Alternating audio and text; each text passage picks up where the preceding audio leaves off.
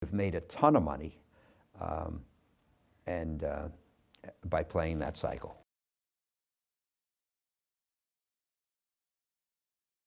Well, it's interesting. Obviously, if to have been in the investment business in 08 and to have the experience of 74, you had to be working, by definition, 34 years.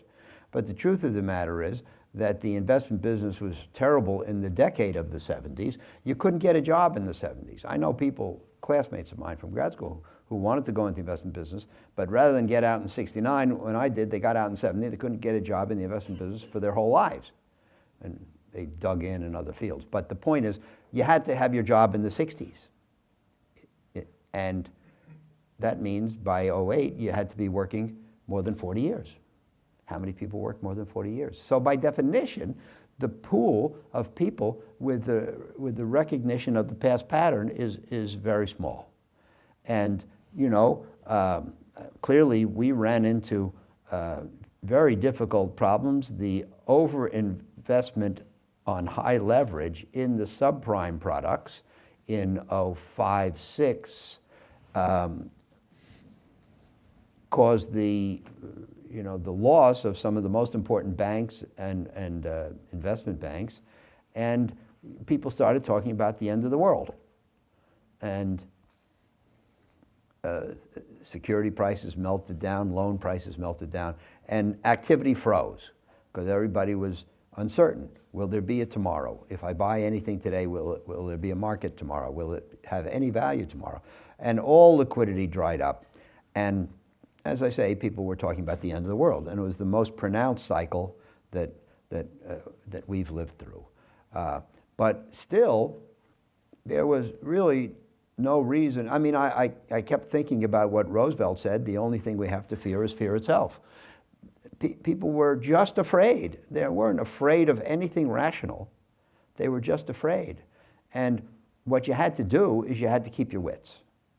And you know, one of the hopes is that if you read history, if you read the book, if you understand cycles, you will be able to reduce the emotional influences at that time and cut through them, and maybe we'll just say keep your wits about you.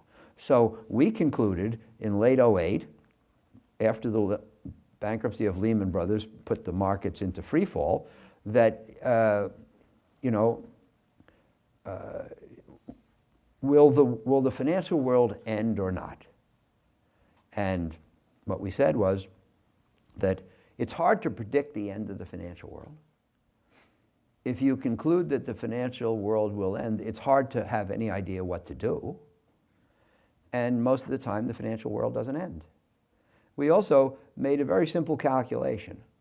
Should we buy or not? Well, if we invest and the financial world ends, kind of doesn't matter. But if we don't invest and the financial world doesn't end, then we didn't do our job. So by that, you know, here we are in an environment where really people had no idea what was coming next, and we're talking about the end of the world. And I thought the analysis was rather simple, that we had to buy. So at Oaktree, we invested $650 million a week in the last 15 weeks of 08. That's about 10 billion. And that's really all you had to do. It almost didn't matter what you did as long as you bought. And it was a point in time in the cycle, and these points in time come along every once in a while, where you don't need conservatism, caution, risk control, discipline, patience, or selectivity. You need money and the nerve to spend it. And if you had money and nerve to spend it in late 08 in the credit market or early 09 in the stock market, you've made a ton of money by playing that cycle.